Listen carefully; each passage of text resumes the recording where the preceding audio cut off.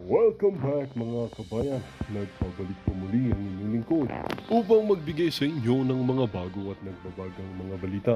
Tila ba naging mainit na usapin ang isyong ito sa mundo ng social media?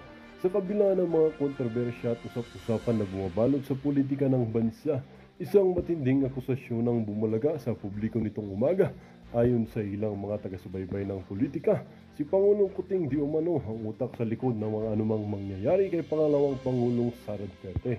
Ang akusasyong ito ay nag-ugat sa iba't ibang espekulasyon at mga naglalabasang impormasyon na nag-uugnay sa mga kilos ni Pangulong Kuting at mga kasalukuyang kalagayan ng seguridad ni VP Sara.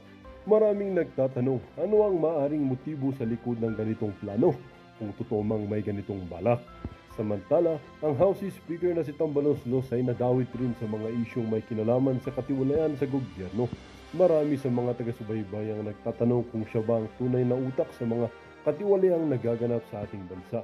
Si Tambaloslos na kilala sa kanyang matalas na pananalita at walang takot na pagsagod sa mga kritisismo ay maring itinanggi ang mga akusasyon. Ayon sa kanya, isa lamang itong pakana ng kanyang mga kalaban sa politika upang sirain ang kanyang reputasyon at hadlangan ang kanyang mga proyekto para sa bayan.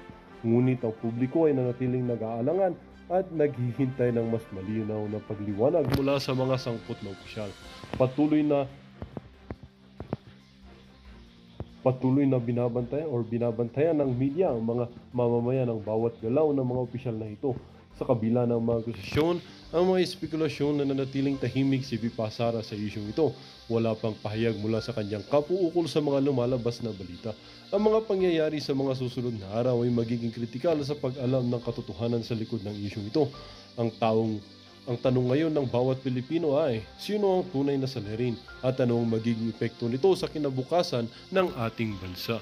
Well, para nga sa buong impormasyon ay panoorin na lamang ang buong video. At kung bago ka pa lamang sa aking channel, huwag kakalimutang mag-subscribe, pindutin ang notification bell at piliin ang all upang lagi